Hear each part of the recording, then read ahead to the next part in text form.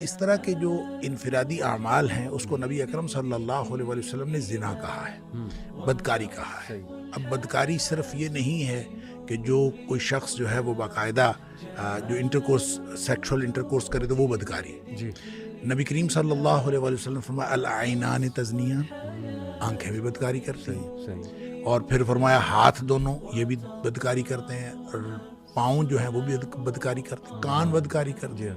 اور بعض احادیث میں آیا کہ جو آنکھوں کی بے حیائی جو ہے، آنکھوں کا زنا جو ہے النظر، جی جی وہ دیکھنا ہے۔ اسی صحیح۔ طرح جو کانوں کا زنا ہے وہ استماع ہے۔ جی تو اس کا مطلب ہے اگر بیہودہ بات آپ سن رہے ہیں، کوئی فحش بات سن رہے ہیں، تو وہ بھی بدکاری کے زمرے میں آتا ہے۔ اچھا، پھر ایک حدیث میں آتا ہے، بلکہ بعض ایک سے زیادہ روایات کے اندر ہے کہ ہاتھ بھی بدکاری کرتے ہیں، آنکھیں بھی بدکاری کرتی ہیں، پاؤں بدکاری کرتے ہیں، زبان بدکاری کرتی ہے، اور اس کے بعد جو شرمگاہ ہے وہ تو اس بدکاری کی تصدیق یا تکذیب کرتی ہے۔ جی جی جی اس کا مطلب یہ ہوا کہ سب کچھ پہلے ہو چکا ہوتا ہے، یعنی بدکاری کے سارے اعمال وہ پہلے ہو چکے ہوتے ہیں، شرمگاہ تو تکذیب یا تصدیق کرتی ہے۔ بالکل صحیح۔ تو گویا شرمگاہ کے اوپر جو فائنل، وہ تو ایک فائنل ایک آخری سٹیج ہے، جی اس سے پہلے گویا زنا کی ساری منزلیں طے ہو چکی ہوتی ہیں۔ صحیح۔ اس کا مطلب یہ ہوا